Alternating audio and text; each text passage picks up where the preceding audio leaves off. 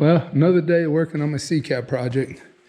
And today, what I was going to do is try to get both of these, the front axle and the rear, on the rims on the ground and assembled so that I can see how high the leaf spring is in the back compared to the leaf spring is in the front.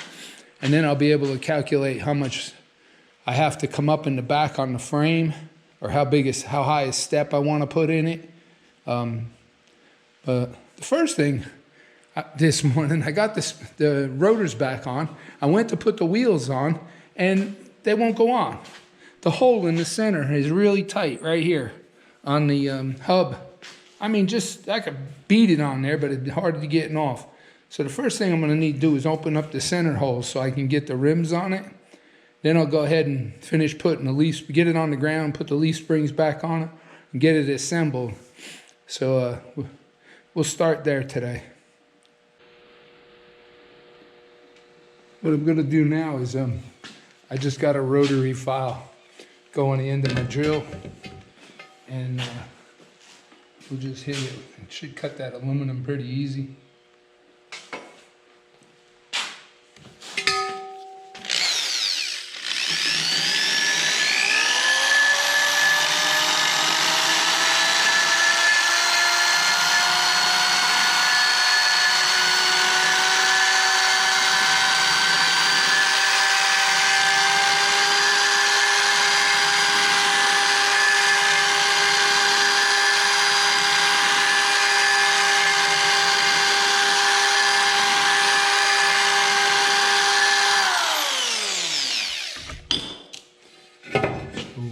Try that.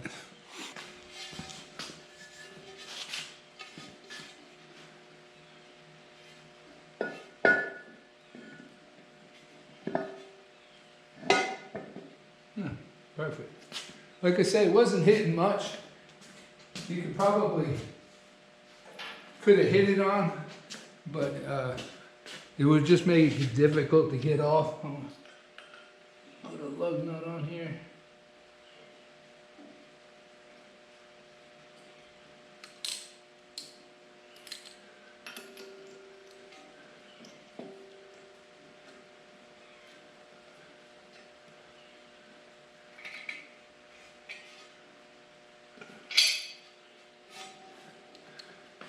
Good.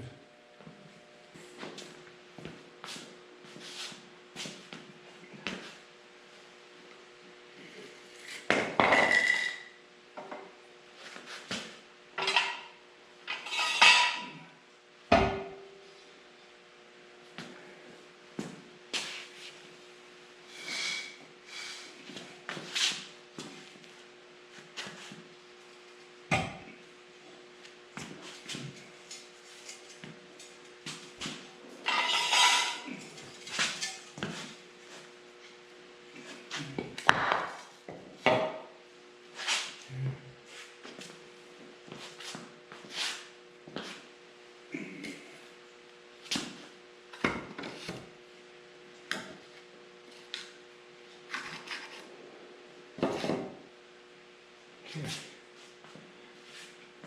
Now let's see if we can get the leaf spring out.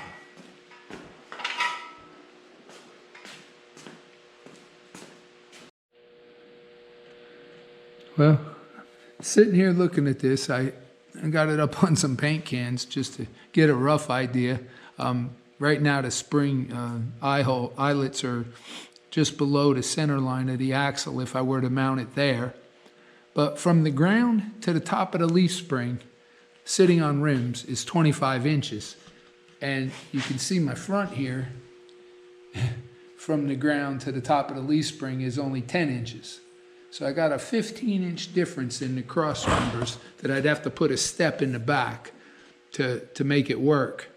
I was thinking also on my front suspension, before I even started with the rear, on the cross member that goes across the front, most people, they try to lower the perches, to lower the front end. I want just the opposite. I want it to be like a tall boy. I want it to be up high off the ground. So I was thinking about putting the front cross member and mitering it so it drops down 6 inches. which would raise the front of the frame 6 inches, just the way it sits now. So then it'd only be off about 9-inch difference between the front and the back if I did that. Also going to look into maybe mounting this leaf spring on the back side of the axle. And I know there's some people that sell kits where you can mount them on the top of the axle, but I definitely don't want to go on the top because I don't want to make it any taller than it is. Thinking about it, and I decided I was going to mount the spring on the back side of the rear end. That's how it was on my last T-bucket, was mounted in the back. But this ain't going to have wheelie bars on the back, so I got plenty of room in the back to move around. I went this morning, run down to Wilkes Metal, and I was looking for a piece of 3/8, but they didn't have any, so I got this piece here. It's 5-inch by 1/2 inch. Like I said, I wanted 3/8, but they didn't have it. And I also picked up this piece here of 1/4 by 1.5 inches because I got to make a set of shackles. And I also had them cut me 2 pieces, 2¼ inches long for the shackles to go on to, which I got to drill them out. And then I went ahead this morning, cut me a template here. I'll show you real quick. Now I'm going to make this out of 1/2 inch thick steel. It's going to get welded like that. And then of course this here, that'll be on the bottom of it there. You can see how it's going to look. So next thing I do is cut out 2 pieces like this out of that 1/2 inch plate. Let me get the plasma cutter set up and we'll see if we can cut it. Well, while I was over here setting up the plasma cutter, getting ready to cut these, I went ahead and found 2 pieces of a 3/8 thick plate that I had laying around, 2 pieces. So instead of cutting it out of that 1/2 inch, I'm going to cut them out of this 3/8. Let me try cutting this one. I might have to hold the thing with 2 hands. I'm too shaky.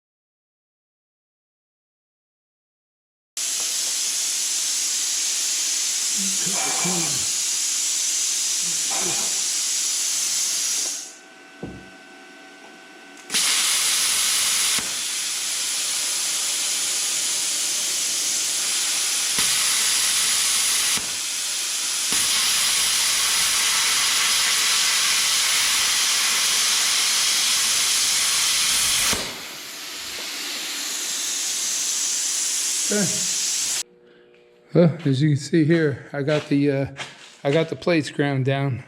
I cut them a little big because I wasn't sure with the plasma cutter cutting through 3/8 plate like that. So I had to do a lot of grinding, but they came out good. And I went ahead and you can see here, I went ahead and drilled the pilot hole. I got to open that up to 3/4 inch, which will get a bushing, and then it'll have a 1/2 inch bolt. And then I got to line this up here, shim it up to get that welded onto there. Well, let me get back to work. Well, next thing I'm going to do is make the shackles for the rear springs. I held the pieces up there, kind of got a measurement, put some weight on the spring to stretch it out a little bit so I got an idea how much it's going to move, and come up with a dimension. So I come up with 2½ inches from center to center on the shackle.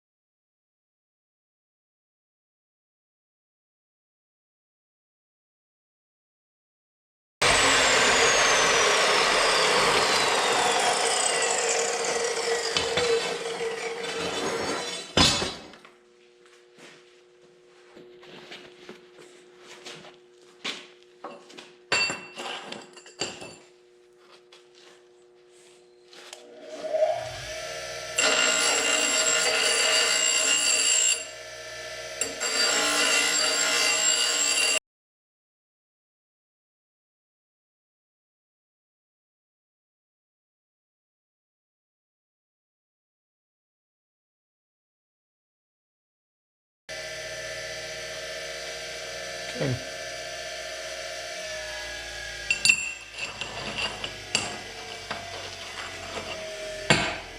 Next thing you know, we'll drill the holes. Well, I just went ahead and stacked them all up and drilled them all through at the same time. Now I'm gonna drill them, open them back up to 3/4 inch. I'm sorry, 1/2 inch.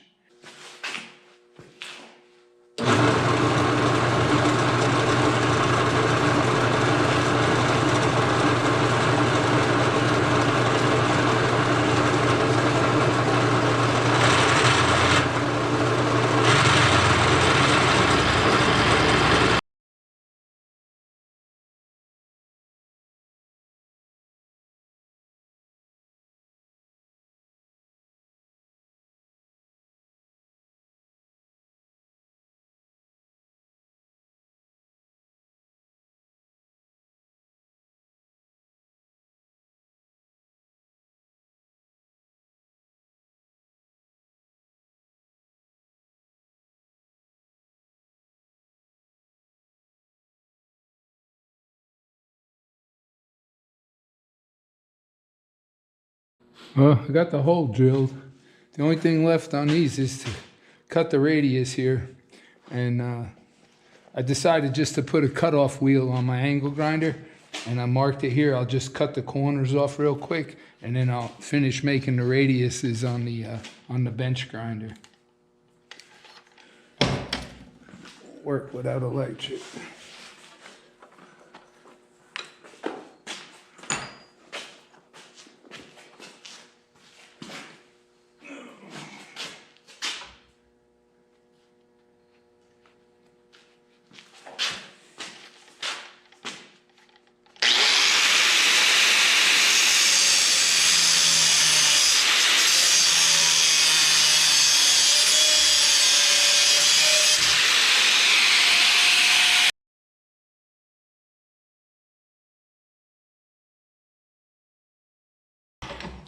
And what I'll do is take them over here to the bench grinder and grind the radiuses on them.